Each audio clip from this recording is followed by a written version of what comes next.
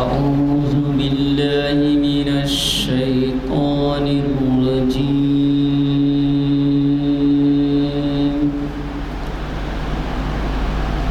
بسم الله الرحمن الرحيم.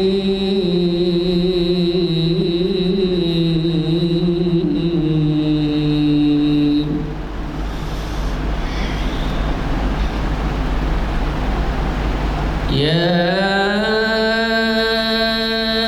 أيها الذين آمنوا لا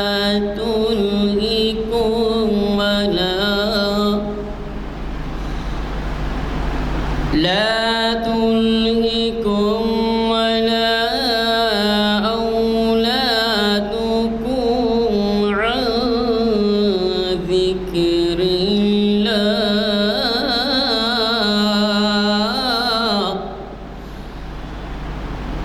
ومن يفعل ذلك فأولئك هم الخاسرون.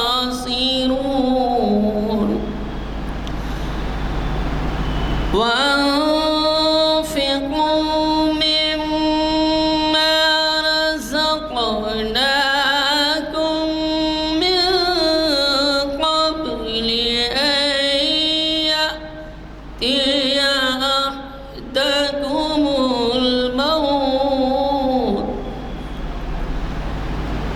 أن يأتي أحدكم الموت فيقول رب لولا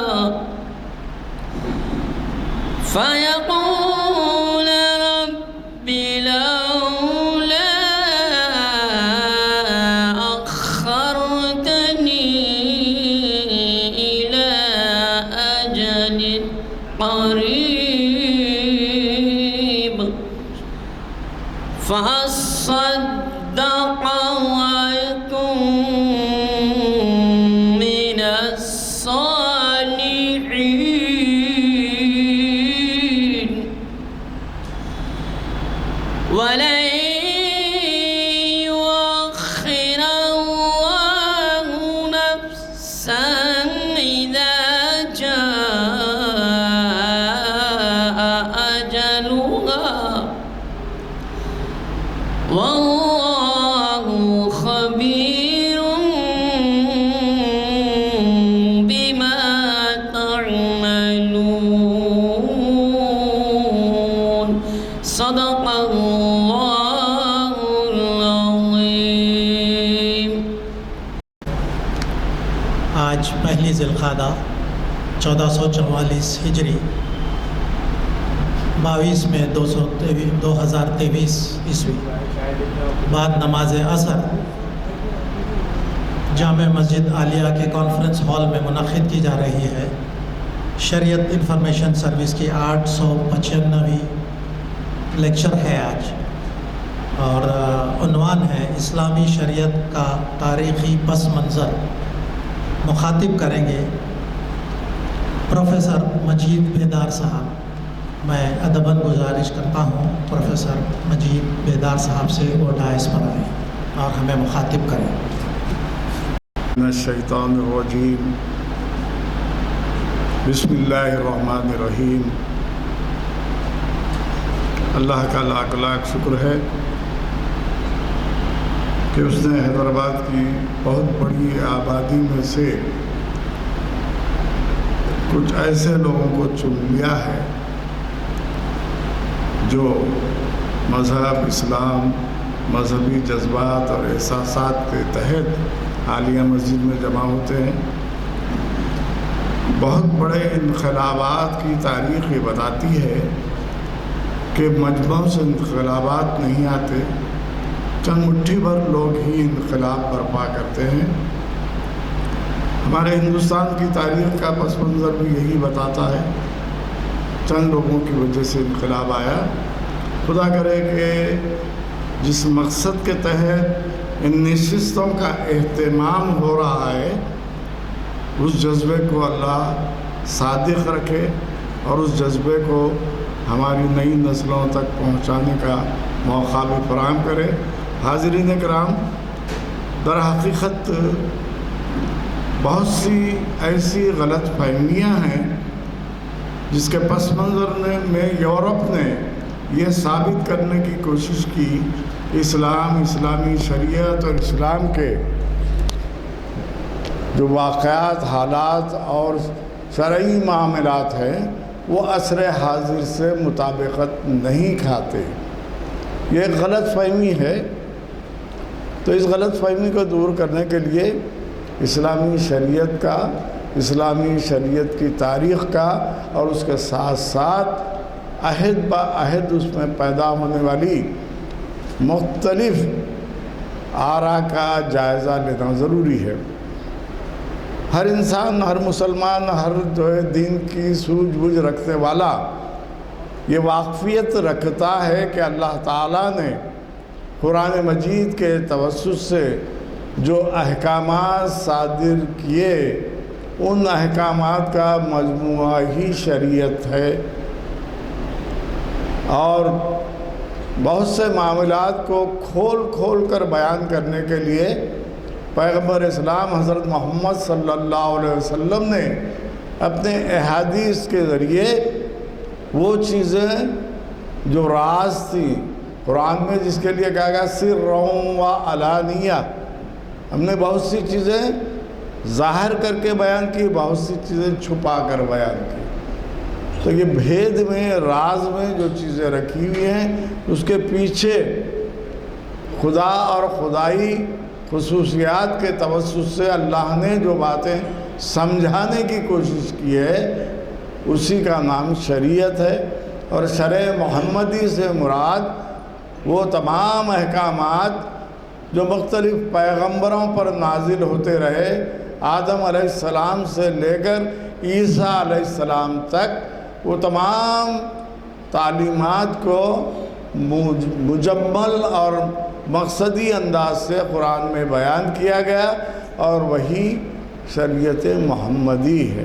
اسے شریعت محمدی اس لیے کہا جاتا ہے کہ آج ہم حضرت محمد صلی اللہ علیہ وسلم کی امت میں ہیں تو ہم اپنا کلمہ پڑھیں گے لا الہ الا اللہ محمد الرسول اللہ۔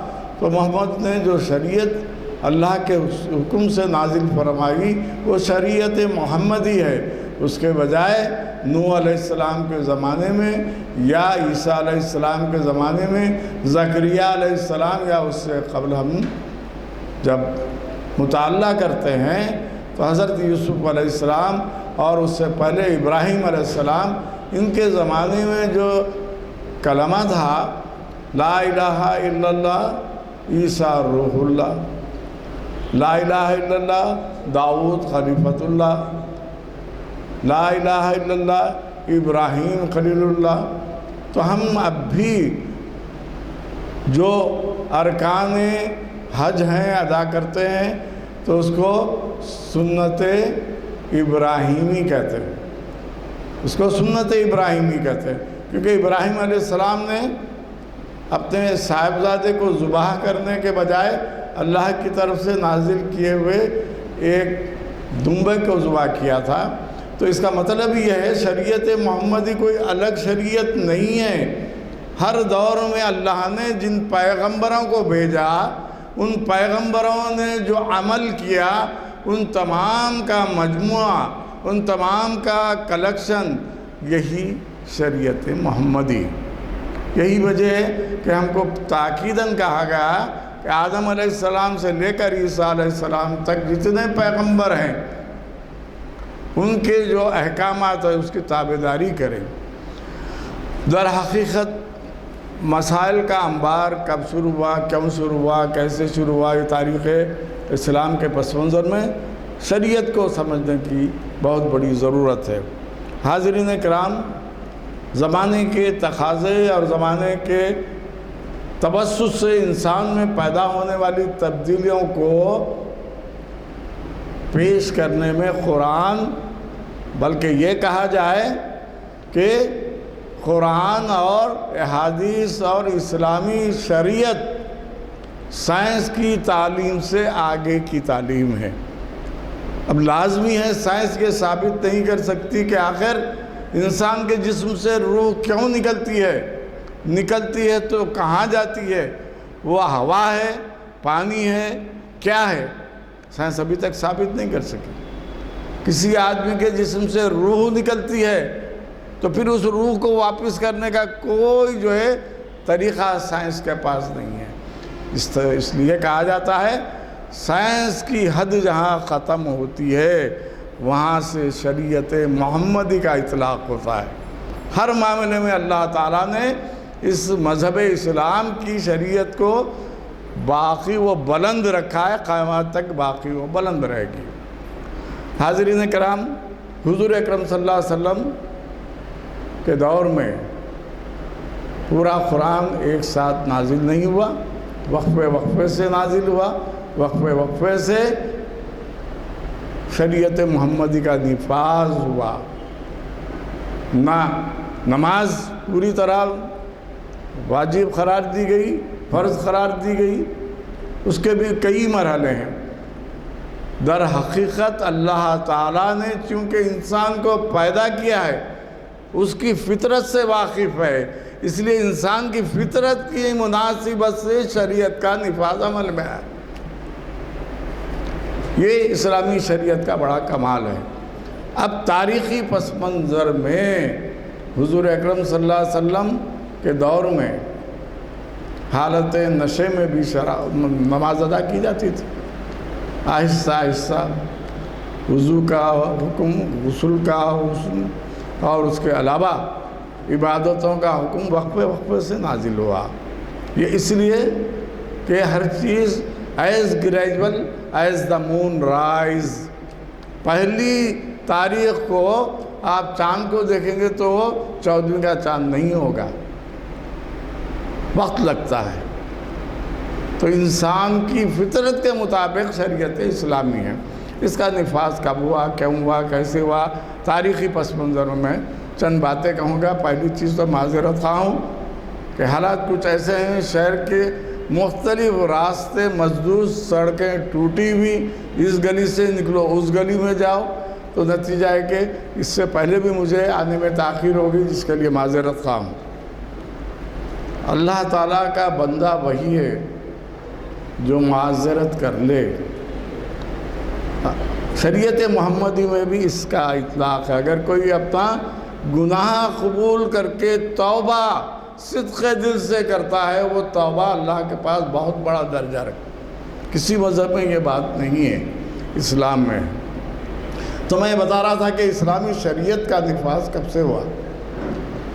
مکی زندگی اور مدنی زندگی کا آپ جائزہ لیں تو اس وقت بھی حضور کی احادیث پر عمل کرنے والے لوگ موجود تھے، اس کو تحریری شکل میں نہیں لایا گیا تھا۔ آج جو ہمارے پاس جو فقہ ہے، شافعی، حنفی، مالکی، حنبلی، اس کے علاوہ فقہ جعفری بھی ہے۔ اہل تشیع حضرات فقہ جعفری کو فالو کرتے ہیں۔ ہم ہاتھ باندھ کر نماز پڑھتے ہیں، وہ ہاتھ چھوڑ کر نماز پڑھتے ہیں۔ فرق ہے، جیسے شافعی میں اور حنفی میں نماز پڑھنے کے طریقے الگ الگ ہیں، مگر وہ طریقے الگ ہونے سے شریعت میں کوئی فرق نہیں آتا، چاہے وہ فقہ شافعی ہو، حنبلی ہو، مالکی ہو، حنفی ہو یا جعفری ہو۔ اس کی تدوین کا کام بہت بعد میں ہوا۔ لازمی ہے کہ حضور کی مکی زندگی میں وہ تمام اصول، وہ تمام قواعد مدون نہیں ہوئے تھے جو قرآن کا حکم ہوتا، اقیموا الصلاۃ وآتوا الزکاۃ، نماز قائم کرو۔ کہیں بھی قرآن نے نماز پڑھو نہیں کہا گا، قائم کرو، کیونکہ اس میں ٹہلنا بھی ہے، بیٹھنا بھی ہے، گردن کو ادھر بھی موڑنا ہے، ادھر بھی موڑنا ہے۔ یہ پورے کام جو ہے پڑھنے سے نہیں ہوتے،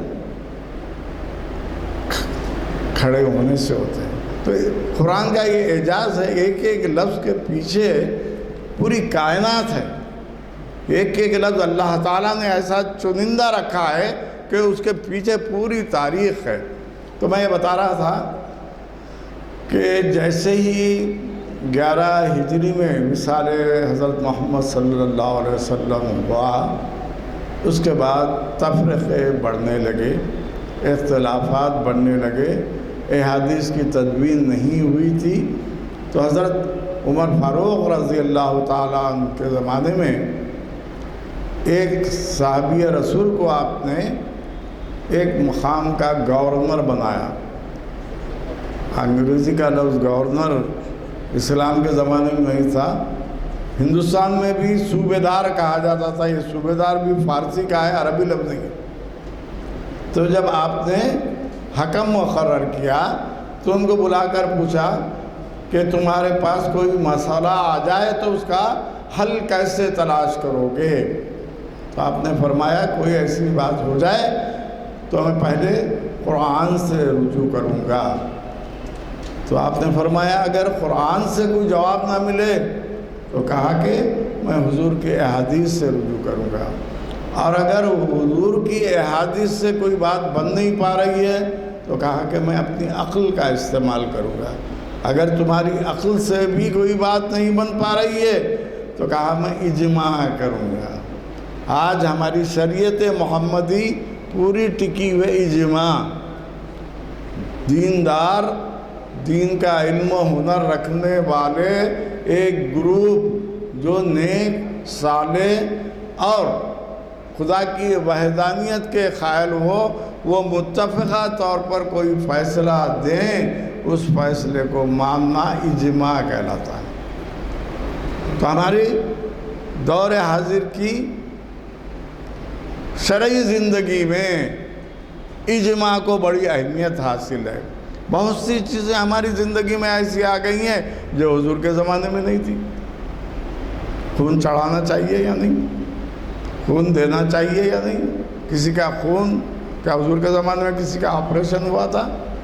یہ نئے مسائل جو آئے، ان مسائل کو حل کرنے کے لیے اجماع ہمارے سامنے رکھا گیا، جس کی مثال میں نے دی کہ جب حضرت عمر فاروق نے ان کو گورنر بنا کر بھیجا کہ کسی مسئلے کا حل تم کو سمجھ میں نہ آئے تو انہوں نے آخر میں کہا کہ میں اجماع کروں گا۔ تو آج کی ہماری پوری شریعت اسلامی اجماع پر ٹکی ہوئی ہے۔ نہ حضور کے زمانے میں ٹوتھ برش تھا، نہ پیسٹ تھا، نہ البتہ جو چیز تھی وہ سنت کے مطابق ہے۔ جو چیز ہم آج برش بول کے استعمال کرتے ہیں، پیلو کی لکڑی جو تھی اس کی نسیں بھی وہی ہیں جو آج ہم برش کے طور پر استعمال کر رہے ہیں۔ تو ٹیکنالوجی بڑھتی بھی جائے گی تو ہماری شریعت میں کوئی فرق نہیں آئے گا۔ تو پہلی مثال میں نے یہ دی، جس طرح سے قرآن مجید کی تدوین، ترتیب کا کام حضرت عثمان غنی نے کیا، اور نماز تراویح کا اہتمام 20 رکعت کی حیثیت سے حضرت عثمان غنی نے کیا، تو اسی طرح لوگوں میں اختلافات ختم کرنے کے لیے شریعت کو مدون کرنے اور اس کو ترتیب دینے کا ایک عجیب و غریب بات، ہمارے جتنے شرعی کتابیں ہیں اس تمام کتابوں کے لکھنے والے کوئی بھی عرب نہیں ہیں، سب ایرانی شیعہ ہیں۔ جتنی بھی شرعی اسلامی کتابیں ہیں وہ سب ابن ماجہ ہو، کوئی بھی، سب تمام چیزیں وہی ایران میں لکھی۔ کیوں؟ اسلام تو آیا عرب میں، اور اس کی شریعت کی تدوین ایران میں کیوں؟ اس بارے میں سوچنا ضروری ہے، کیونکہ حضور کے زمانے میں ایران کا جو مذہب تھا وہ زرتشت تھا، جو آگ کی پرستش کرتے تھے، پارسی تھے۔ سلمان بن فارسی ایران سے حضور کی بارگاہ میں حاضر ہوئے تھے، جو کھلا ثبوت ہے، تاریخی ثبوت ہے کہ ایران کے لوگوں کو حضور نے اہمیت دی تھی۔ کیوں اہمیت دی تھی؟ جنگ کرنے کے، جنگ لڑنے کے، جنگ میں کامیاب ہونے کے کچھ طریقے حضرت سلمان فارسی نے حضور کے روبرو پیش کیے تھے، حضور نے اسے قبول کیا تھا۔ اس کی وجہ سے گو کہ حضرت عمر کے زمانے میں ایران فتح ہوا، اور اسی زمانے میں ایران کی شہزادی اسلام کے لشکر میں آئیں، جنہیں حضرت عمر فاروق رضی اللہ تعالیٰ عنہ نے حضرت امام حسین کے حوالے کیا۔ جنگ میں آنے والے جو بھی سامان ہوتے ان کو کنیز یا غلام بنایا جاتا تھا۔ حضرت امام حسین راسخ العقیدہ تھے، حضور کے نواسے تھے۔ انہوں نے دیکھا کہ یہ آگ کی پوجا کرنے والی ہے، ایک کمرے میں اس کی پوجا کا انتظام کر دیا۔ کئی سال تک وہ اپنی پوجا کرتی رہی، جب آپ کے اخلاق، آپ کے کردار انہوں نے دیکھے ایران کی شہزادی، تو وہ متاثر ہوئیں۔ پھر حضرت عمر فاروق کے پاس جا کر انہوں نے کہا کہ میں داخل اسلام ہونا چاہتی ہوں۔ اسلام قبول کیا۔ پھر اس کے بعد حضرت امام حسین نے ان سے نکاح کیا۔ تو یہ تاریخ بتانے کا مقصد یہ ہے کہ اسلام میں کہیں جبر، زبردستی، دہشت گردی جو آج ہم پہ الزام لگائے جا رہے ہیں، اس کا کوئی تصور ہے ہی نہیں۔ شریعت اس کی اجازت بھی نہیں۔ دنیا کا سب سے بڑا جرم یہ ہے کہ ایک مسلمان کے ہاتھ سے دوسرا مسلمان قتل ہو جائے، دنیا کے سب سے بڑا جرم کہا گیا۔ بہرحال تو میں بتا رہا تھا، حضرت عمر فاروق کے زمانے میں نئے نئے مسائل آئے، تو انہوں نے اپنے احباب کو اجماع کے لیے جمع کیا، اور قرآن اور حدیث سے جو مسئلے حل ہوتے تھے وہ حل ہونے لگے۔ دوسرا بڑا کارنامہ، ہم خلیفہ ہارون الرشید کا نام سنتے ہیں، تاریخ میں پڑھے ہیں۔ آج کی نئی نسل، بلکہ ہم جیسے لوگ کچھ واقف ہوں گے، اس کے بعد کی نسلیں بھی واقف نہیں، کون تھا، کیا تھا۔ نہر زبیدہ کا نام ہم سنتے نہیں، کیونکہ ہمارے پاس وہ تاریخ نہیں ہے۔ تو یہ تمام باتیں اس زمانے میں عرب کی سرزمین میں، ہمارے پاس حیدرآباد میں بھی جو شخص کندھے پر مشکیزہ لا کر گھروں میں پانی بھرتا تھا، ہم اس کو بہشتی کہتے تھے۔ بہشت کہتے ہیں جنت۔ عرب کی سرزمین میں پانی کی بڑی قلت ہوتی ہے، تو پانی پلانے والے کو جنتی کہا گیا۔ دنیا کا کوئی مذہب نہیں ہے جو بتائے کہ پانی پلانے والے کو اتنا بڑا درجہ دیا جائے۔ تو اسلام کی تعلیم تھا، اس کی تربیت کا نتیجہ یہ رہا کہ پانی پلانے والے کو بہشتی کا درجہ دیا گیا۔ خیر، تو میں بتا رہا تھا کہ یہ شریعت کے جو مسائل ہیں اس کا پورا اطلاق عربی زبان میں ہوا، اور جب عربی زبان کے بعد حضرت عمر فاروق رضی اللہ تعالیٰ عنہ کے زمانے میں ہی ان کا لشکر لاہور تک پہنچ چکا تھا، اور اس زمانے میں جو طریقہ تھا کہ ایک عورت نے آ کر حضرت عمر فاروق کے سامنے شکایت کی، میرا شوہر 1 سال سے جنگ پر گیا ہوا ہے، وہ زوجیت کے فرائض انجام نہیں دے رہا ہے، اس پر اسلام کا کیا اطلاق ہے شرعی طور پر۔ اس وقت آپ نے اجماع کیا، تو پتہ یہ چلتا ہے کہ حضرت عمر فاروق کے زمانے میں ہی اجماع کا طریقہ رائج تھا، جو آج تک ہم جاری کیے ہوئے ہیں۔ اجتہاد کا دروازہ سنیوں میں بند ہو گیا ہے، شیعوں میں ابھی تک جاری ہے۔ اجماع اور اجتہاد میں کیا فرق ہے؟ کوئی بھی نئے مسئلے پر کوئی ایک عالم، فاضل، دیندار قرآن اور حدیث پر مکمل مہارت رکھنے والا کسی مسئلے کا اکیلا صحیح جواب نکال کر پبلک کے سامنے پیش کر کے کہہ دے یہ چیز ہونا چاہیے، اس کو کہتے ہیں اجتہاد۔ جہد سے ہے اجتہاد، کوئی اور معنی نہیں ہے۔ تو اجماع متفقہ لوگوں کی رائے ہے اور اجتہاد انفرادی، انڈیویجول اینڈ کلیکٹیولی۔ آج ہمارے پاس یہ دونوں طریقے استعمال ہوتے ہیں۔ ہندوستان میں سب سے پہلے شرع محمدی کی تدوین، شریعت محمدی کی تدوین دلی کا وہ خاندان جو عربی سے واقف تھا، جس کے بہت بڑے بزرگ شاہ عبدالحق محدث دہلوی، اس خاندان نے سب سے پہلے عربی میں ہندوستان میں شریعت محمدی کے نفاذ کے لیے عربی میں کتابیں لکھی۔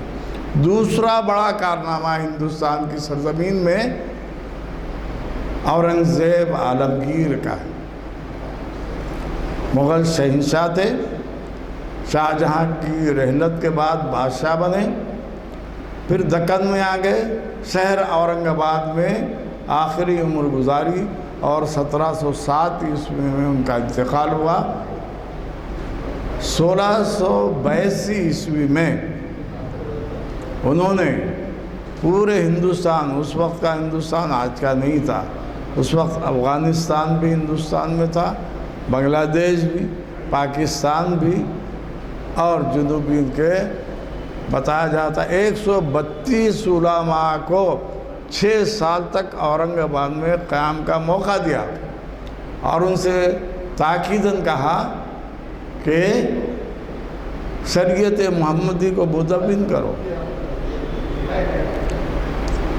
فتاوی عالمگیری جو عربی میں لکھی گئی تھی، اس کا ترجمہ فارسی میں ہوا۔ آج دنیا کی ہر زبان میں فتاوی عالمگیری کی اہمیت ہے۔ تو ہندوستان میں یہ نہیں کہ یہاں عربی نہیں تھی اس لیے فتوے نہیں لکھے گئے یا شریعت نہیں لکھی گئی، یہ کام ہندوستان میں بھی ہوا ہے۔ اور پھر اس کے بعد کیونکہ 1825 عیسوی میں انگریزوں نے فارسی کے بجائے اردو کو اپنی سرکاری زبان بنایا۔ 1883 عیسوی میں حیدرآباد کے چھٹے نظام نواب میر محبوب علی خان نے اپنی سرکاری، درباری اور جس کو عدالتی زبان کہتے ہیں، یہ تینوں زبانوں کو اردو کے لیے مختص کر دیا۔ کیوں دیکھا جائے تو اردو کی تہذیبی تاریخ بہت پرانی ہے، مگر اس کی شرعی اور علمی تاریخ بہت 200 سال پرانی ہے۔ تو میں بتا رہا تھا کہ سب سے پہلے عرب کے لوگوں نے شریعت کا کام کیا، اس کو مدون کرنے کا کام عرب نہیں کر سکے۔ جتنی بھی کتابیں ہیں آج اویلیبل ہیں وہ سب ایرانیوں کی مرتب کردہ ہیں۔ اس کی وجہ سے شکوک و شبہات بھی پیدا ہوتے ہیں۔ ایرانی مسلک الگ ہے، سنی مسلک الگ ہے، تو ایرانیوں نے بعض اوقات ایسی چیزیں بھی کیں جس کو ہم کہتے ہیں کہ اضافہ کرنا۔ تو اس لیے امام مطاع کے بارے میں اور سب کے بارے میں ایک شکوک و شبہات کا درجہ حاضر ہوتا۔ خیر، تو میں بتا رہا تھا کہ حضور اکرم صلی اللہ علیہ وسلم اور قرآن و حدیث کے پس منظر میں جو احکامات صادر ہوئے، ابھی ایک بہت بڑا مسئلہ ہے۔ آج کل تو یوٹیوب ہے، نیٹ پہ آپ بہت سے مسائل کے حل دریافت کر لے سکتے ہیں۔ یہاں بھی شریعت کا ایک مستحکم ادارہ ہے، کسی مفتی سے پوچھئے تو فتویٰ بتا دے گا۔ تو یہ آج اتنی آسانیاں ہیں۔ آج سے 200 سال پہلے پرنٹنگ پریس بھی نہیں تھا، لوگوں کو معلوم نہیں ہوتا تھا۔ تو ایک اہم مسئلہ جو ہے، اگر فرض کیجئے آپ نے وضو کر لیا، اس کے بعد گیس خارج ہو گئی، تو پھر سے وضو کرنا چاہیے یا کیا کرنا ہے؟ ایک سوال ہے۔ ایسے بہت سے چھوٹے موٹے سوالات ہیں، اس کا جواب بھی دیا گیا۔ حضرت علی وضو کر لیتے اور ہوا خارج ہو جاتی تو 3 مرتبہ پانی لے کر دونوں ہاتھوں کو دھو لیا کرتے تھے کونی تک، پورا وضو کرنے کی ضرورت نہیں۔ اب ائمہ نے اس کے کئی شقیں پیدا کی. کوئی آیا امام یہ کہتا ہے کہ نہیں پورا وضو کرنا چاہیے, کوئی کہتا کہ نہیں ایسا نہیں. اسلام میں عام احکامات تو ہیں ہی, مگر اس کے علاوہ فقہی عقائد اور معاملات میں سب سے اہم چیز تقوی, پرہیزگاری. جس آدمی میں تقوی کا جذبہ ہوگا وہ چھوٹی موٹی چیز کو پسند نہیں کرے گا. آپ کو اللہ نے دولت دی ہے تو لازمی ہے فطرہ جو دینا ہے وہ آپ دیجئے, اس کے علاوہ بھی دیجئے, کوئی اس میں پابندی نہیں ہے. تو یہ تقوی کی اہمیت بڑی واضح ہے. اتقوا اللہ, تقوی اختیار کرو. کہا یہ تقوی کیا ہے؟ کسی جھاڑ پہاڑ پہ بیٹھے ہوا پرندہ ہے تو تقوی جو ہے ہر چیز میں احتیاط. کسی نے حضور اکرم صلی اللہ علیہ وسلم سے پوچھا, اے رسول اللہ ذرا بتائیے انسان کی روح کیسے قبض ہوتی ہے, اس کو کیا تکلیف ہوتی ہے؟ تو آپ نے متقی کی روح کا اور ایک عام آدمی کی روح کا تقابل کر کے بتا دیا. اگر انسان کی روح نیک ہے یا پھر بد ہے تو ایک بد آدمی کی روح ویسے نکالی جاتی ہے جیسے کسی کیکر کے جھاڑ پر کپڑا ڈال کر کھینچا جائے تو تار تار ہو جاتا ہے. اور جو متقی ہوتا ہے اس کی روح ایسے کھینچی جاتی ہے جیسا مسکے سے بعد نکال دیا جائے. دیکھیے مثالوں کے ذریعے تمام چیزیں بتائی گئیں. شریعت کے قوانین یہ ہیں کہ تقوی اختیار کیا جائے, پرہیزگاری اختیار کی جائے. یہ تقوی اور پرہیزگاری کیا ہے؟ در حقیقت شرعی طور پہ آپ کو حکم دیا گیا ہے, پھر بھی جیسے میں نے ابھی بتایا کہ گیس خارج ہو جائے تو آپ دونوں ہاتھ 3 مرتبہ دھو کے بھی آپ باوضو ہو جاتے ہیں. لیکن تقوی کا تقاضا یہ ہے کہ مکمل پھر سے وضو کر لیں. یعنی اسلام میں اتنی نزاکت ہے, لچکداری ہے کہ وہ ہارڈ اینڈ فاسٹ رول نہیں دیتا. کہا گیا کھڑے رہ کے پڑھو نماز, نہیں پڑھ سکتے بیٹھ کے پڑھو, بیٹھ کے نہیں پڑھ سکتے لیٹ کے پڑھو, لیٹ کے نہیں پڑھ سکتے اشارے سے پڑھ لو. وضو کرنے میں تکلف ہے, کوئی بیماری ہے, کہا کہ تیمم کرو. تو اسلام ایک لچکدار مذہب ہے, دنیا کا کوئی مذہب اتنی لچکداری نہیں رکھتا. تو اس کی شریعت میں بھی وہی لچکداری ہے. جیسے میں بتا رہا تھا, دیکھیے بہت سی نازک چیزیں ہیں جو ہماری زندگی میں داخل ہیں, اس کی شرعی حیثیت نہیں سمجھتے. اس کا جواب کیونکہ اورنگزیب عالمگیر نے جو فقہ ترتیب دیا تھا فتاوی عالمگیری حنفی مسلک کی ہے, اور پوری دنیا میں احناف زائد ہیں. شافعی, حنبلی, مالکی کے مقابلے میں حنفی لوگ زائد ہیں. حنفی فقہ کو فالو کرتے ہیں. امام اعظم ابو حنیفہ کی شریعت, چاروں جو امام تھے انہوں نے اپنے اپنے انداز سے فقہی مسائل کو پیش کیا, وہ 4 فقہ بن گئے. ایک اہم مسئلہ ہے شریعت محمدی میں یہ طریقہ ہے کہ اگر آپ نماز فجر کے لیے مسجد میں جائیں اور امام کی آخری رکعت ہے تو آپ وضو کر کے 1 رکعت پھر دوسری رکعت آپ مکمل کر لیں. مگر حنفی مسلک میں اس کے بعد 5-7 منٹ ہیں تو آپ سنت پڑھ سکتے ہیں. حنفی مسلک میں سنت پڑھنے کی اجازت نہیں ہے. فرض پڑھنے کے بعد سنت نہیں پڑھی جاتی. سورج طلوع ہونے کے بعد 2 رکعت سنت قضا پڑھنا ہے. اب یہ کیا ظلم ہے بھائی؟ وقت تھا سنت پڑھ سکتے تھے. تو انسان کو تقوی میں لانے کے لیے ہے, پرہیزگاری میں لانے کے لیے ہے کہ آپ وقت سے پہلے مسجد میں پہنچیں اور پہلے سنت آپ نے چونکہ پہلے سنت نہیں پڑھی تو اس کی وجہ سے آپ کو قضا کا ثواب ملے گا، سنت کا ثواب نہیں۔ ایک اور چیز جو اسلامی شریعت کی ہے، بہت سے لوگ نہیں جاتے، ٹیکنیکلی جو لا یا قانون پڑھتے ہیں ان کو پتہ ہوتا ہے، اس کو کہتے ہیں ہم محروم الورث، ورثے سے محروم کر دینا۔ یہ مسئلہ کئی بار اٹھایا گیا ہے، انگریزوں نے اپنی کتابوں میں لکھا ہے۔ وہ کیا ہے کہ اگر بیٹے کی زندگی میں باپ کا انتقال ہو جائے تو بیٹے کی جائیداد میں باپ کی جائیداد میں اس کو کوئی حصہ نہیں ملتا، اس کو محروم الورث کہتے ہیں، ورثے سے محروم۔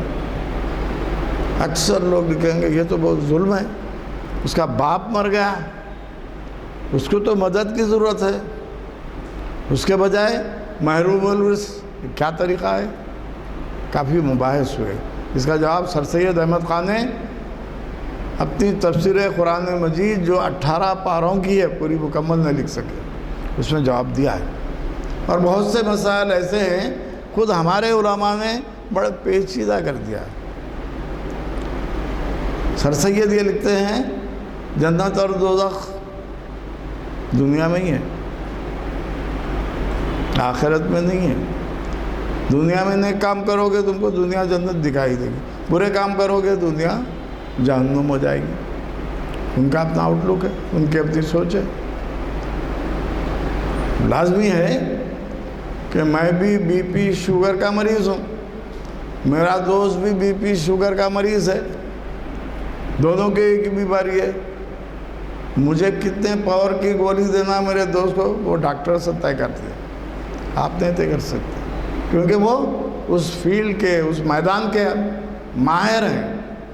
تو یہ شرعی معاملات کو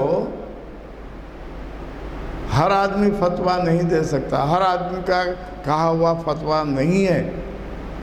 جس کو سند ملی ہو مفتی کی بھی ایک تعلیم ہے، جیسے ایم اے ایم فل کی تعلیم ہے، اس میں وہ مہارت حاصل کرنے کے بعد جو دینی مدرسے میں مفتی کی حیثیت سے فائز ہے اسی کو فتویٰ دینے کا حق ہے۔ اور وہ دلائل کے ساتھ آپ کو ایک اہم بات بتا دوں کہ دنیا کے کسی خطے میں وہ چیز نہیں تھی جو اسلام نے رائج کی۔ حضرت ابو ہریرہ رضی اللہ تعالیٰ عنہ فرماتے ہیں ریفرنس دینے کا طریقہ ہم سمجھتے ہیں انگریزوں سے آیا۔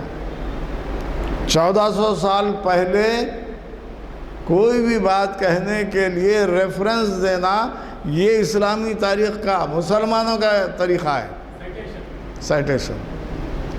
اچھا، دوسری چیز آج جس کو ہم انسائکلوپیڈیا کہتے ہیں، ہم یہ سمجھتے ہیں انسائکلوپیڈیا انگلش لفظ ہے، انگریز شروع، خطی غلط۔ سب سے پہلے اسماء الرجال،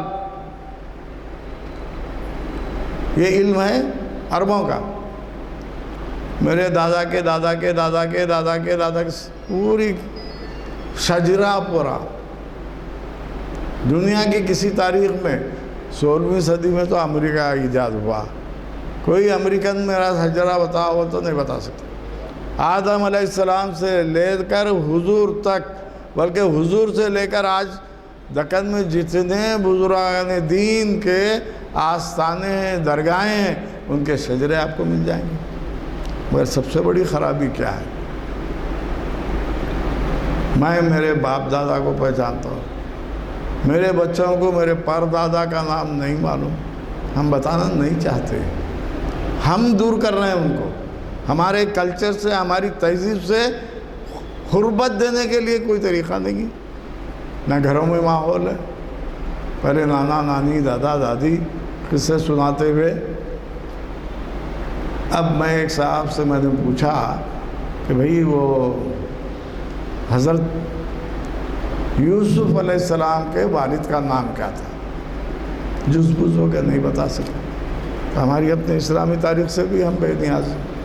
خیر، تو میں بتا رہا تھا شریعت جو ہے وہ کام جس سے حضور نے اپنی زندگی میں کیا، قرآن کی روشنی میں اس پر عمل کرنے کا حکم دیا ہو، خود عمل کیا ہو اور دوسروں کو ترغیب دلائی ہو، وہ ہے شرع محمدی۔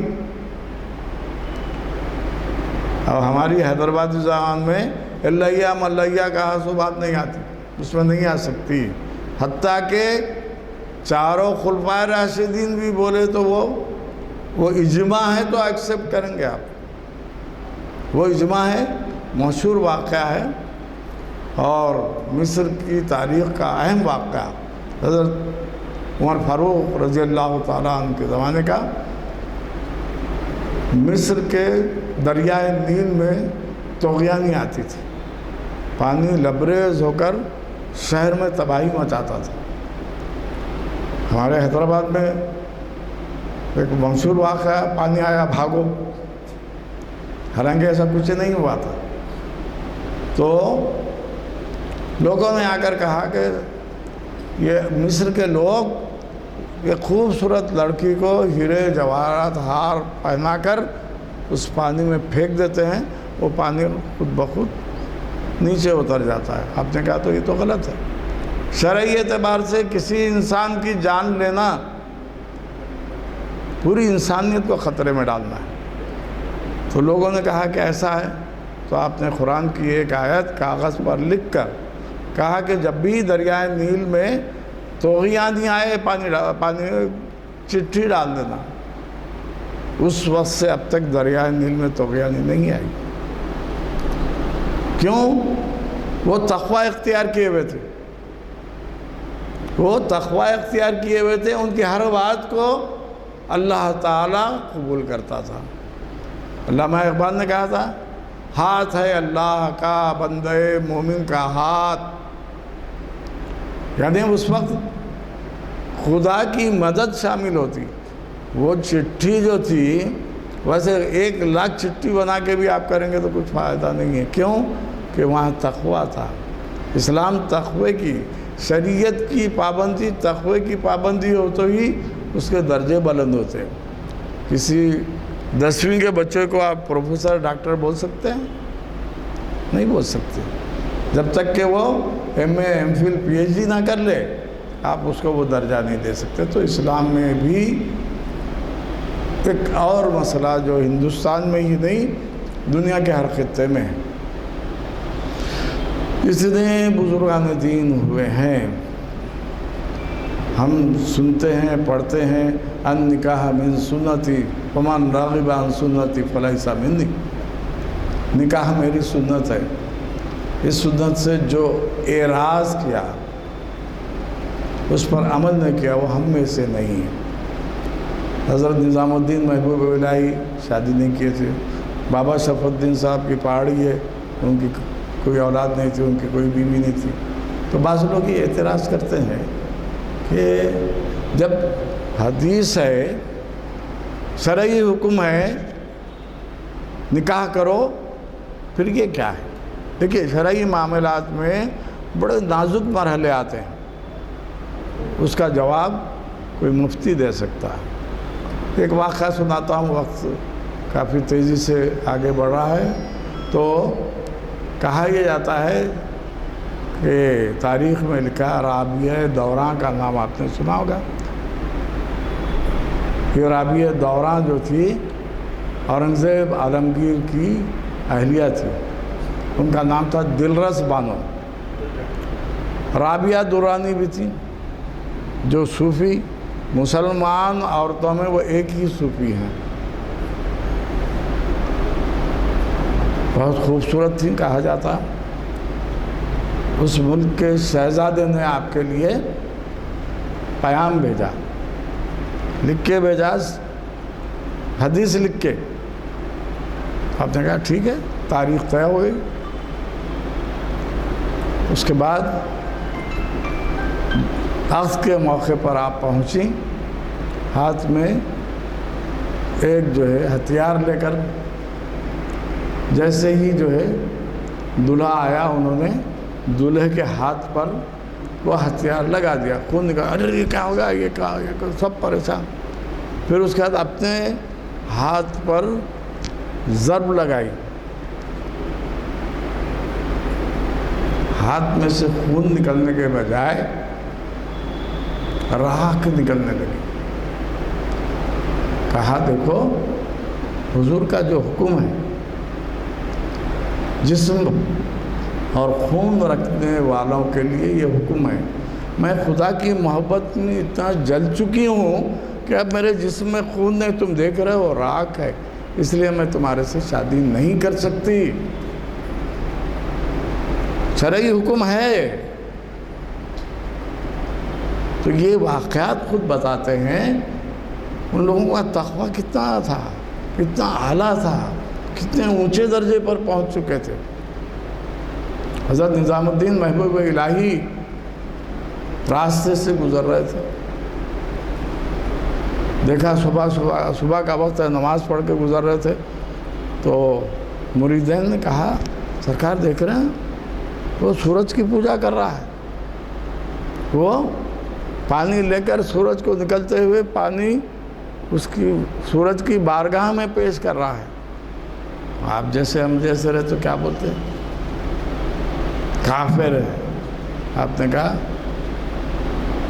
हर कौम रास्त राहे दीने होगी क़िबला गाहे। हमको हक़ नहीं है किसी पे एतराज़ करने का, हमारा मज़हब सिखाता है किसी के मज़हब के लोगों को बुरा मत करो। तो शरीयत मोहम्मदी में इतनी नज़ाकत, इतनी नफासत और अमल करने की खुसूसियत है कि हम उसको इख्तियार करने लगें और उस पर अमल करने लगें, हमारी ज़िंदगी भी सुधर जाएगी, हमारे साथ रहने वालों की भी, हमारी आखिरत तो सुधरनी है। एक अहम वाक़या हुज़ूर अकरम सल्लल्लाहु अलैहि वसल्लम की शान में गुस्ताखी।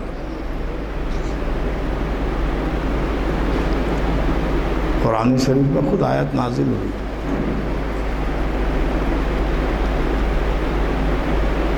हज़रत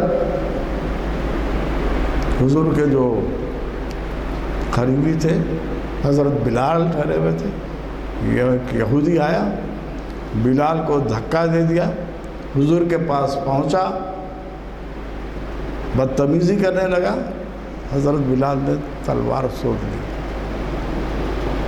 मेरे रसूल की शान में गुस्ताखी करता है।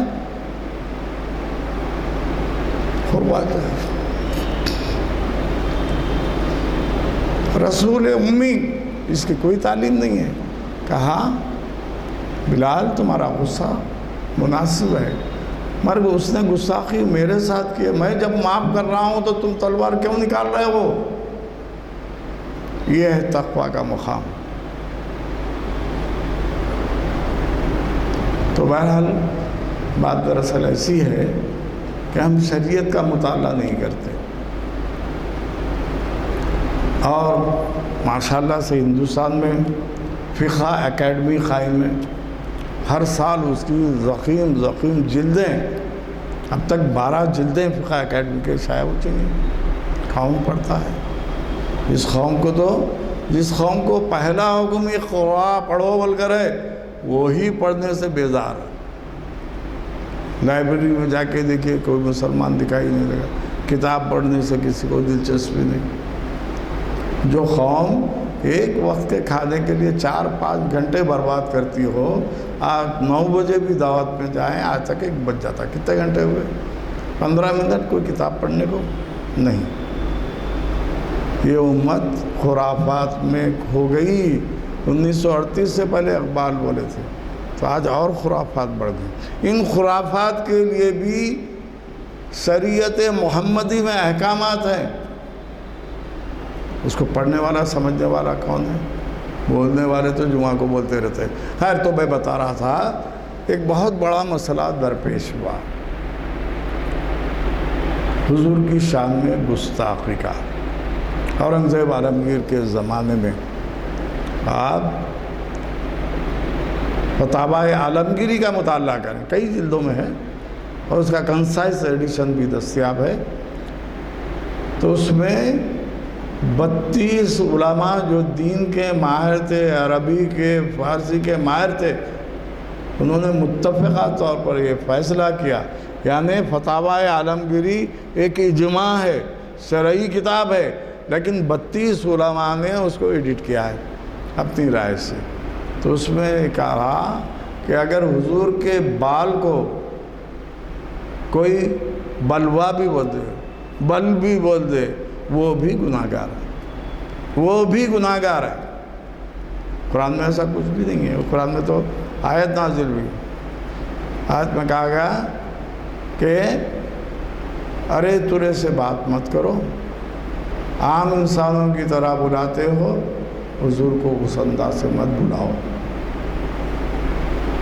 تو بہرحال تمام وہ چیزیں جو انسان کی عظمت اور اس کی خصوصیت اور اس کے احکامات اسلامی پس منظر میں ہوتے ہیں، ان کو شریعت محمدی نے اختیار کیا۔ چاروں ائمہ کی شریعت اور فقہ جعفریہ جو شیعوں کی شریعت ہے، اس سب میں تھوڑے تھوڑے اختلاف ہے، لیکن حقیقت یہ ہے کہ ہر ایک کے پس منظر میں انسان کو جانور کے حدود سے نکال کر انسانیت کے حدود میں لانا، یہ شریعت محمدی کا پہلا فریضہ ہے۔ فرشتے سے بہتر ہے انسان بننا، مگر اس میں لگتی ہے محنت زیادہ۔ تو یہ جو ہے انسان کو انسان بنانے کی کوشش لازمی ہے کہ اگر آپ رامائن پڑھیں، مہابھارت پڑھیں، گیتا کے اشلوک پڑھیں، اس میں بہت سی ایسی چیزیں ہیں جو احادیث سے ہم آہنگ ہوتے ہیں، میں ٹکراتے ہیں نہیں کروں، مساوی دکھائی دیتی ہیں۔ اس میں بھی وہی ہے جو حضور کہتے ہیں، مورتی پوجا نہیں ہے ان کے پاس۔ ہم جیسے جیسے سنت سمجھ کر مختلف چیزیں اختیار کرتے جا رہے ہیں، ان کے مذہب میں بھی ویسی ہوتا گیا۔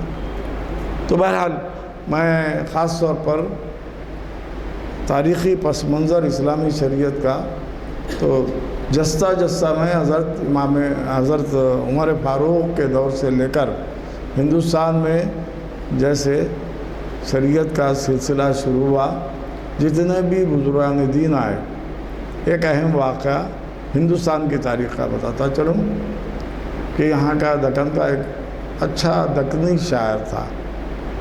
دکن میں اس وقت جبکہ بہمنی سلطنت تھی، بہمنی سلطنت 1347 سے 1525 عیسوی تک رہی۔ اس دور میں ایک اہم عالم عربستان سے آئے، وہ لاہور پہنچے، پھر لاہور سے واپس چلے گئے، ہندوستان نہیں آئے۔ تو لوگوں نے پوچھا کیا بات ہے؟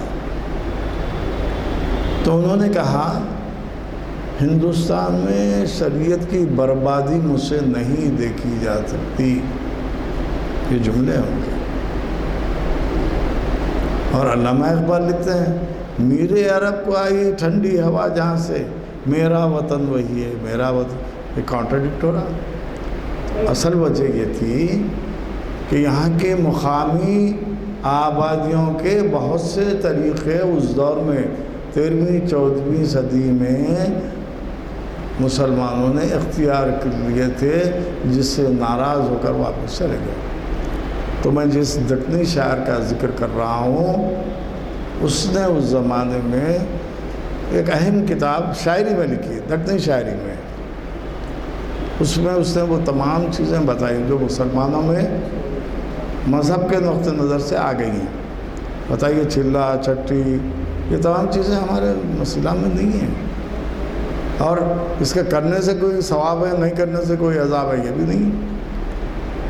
تو بہرحال اس نے جو ہے پوری کتاب لکھی، دکنی میں پرنٹ ہو چکی ہے، مگر اردو پڑھنے والے نہیں ہیں تو دکنی پڑھنے والے کون ہیں؟ تو انشاءاللہ آئندہ لیکچر میں وہ جو کتابیں ہندوستان میں لکھی گئی تاریخی پس منظر میں، جس میں شریعت کے معاملات کو پیش کیا گیا، سب سے اہم کتاب جو حضرت بندہ نواز رحمۃ اللہ علیہ کے والد محترم سید یوسف شاہ راجو خطاط جن کا مزار خلد آباد میں ہے، ان کی کتاب ہے فارسی میں تحفۃ النصائح، نصیحتوں کا تحفہ، یہ بھی شریعت محمدی پر ہے، فارسی میں پہلے۔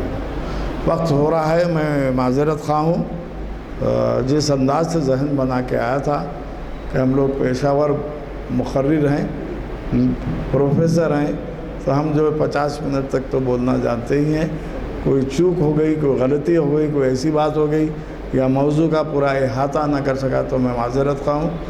بارگاہ خداوندگی میں دعا کے ساتھ ہم اس محفل کا اختتام کرتے ہیں، اور آپ لوگوں سے گزارش ہے کہ آئندہ جب بھی آئیں اپنے 1-2 احباب کو ساتھ لائیں تاکہ علم کی جو چیزیں آپ تک پہنچ رہی ہیں وہ دوسروں تک ہوں۔ اللہم صلی علی سیدنا مولانا محمد وعلی آل محمد وبارک وسلم۔ ربنا آتنا فی الدنیا حسنۃ وفی الآخرۃ حسنۃ وقنا عذاب النار۔ اللہم احفظنا من کل بلاء الدنیا وعذاب الآخرہ۔ اللہم انک عفو وتحب العفو فاعف عنا یا کریم۔ رب اجعلنی مقیم الصلاۃ ومن ذریتی ربنا وتقبل دعا۔ ربنا اغفر لی ولوالدی وللمؤمنین یوم یقوم الحساب۔ بفضل سبحان ربک رب العزت عما یصفون وسلام علی المرسلین والحمد للہ رب العالمین۔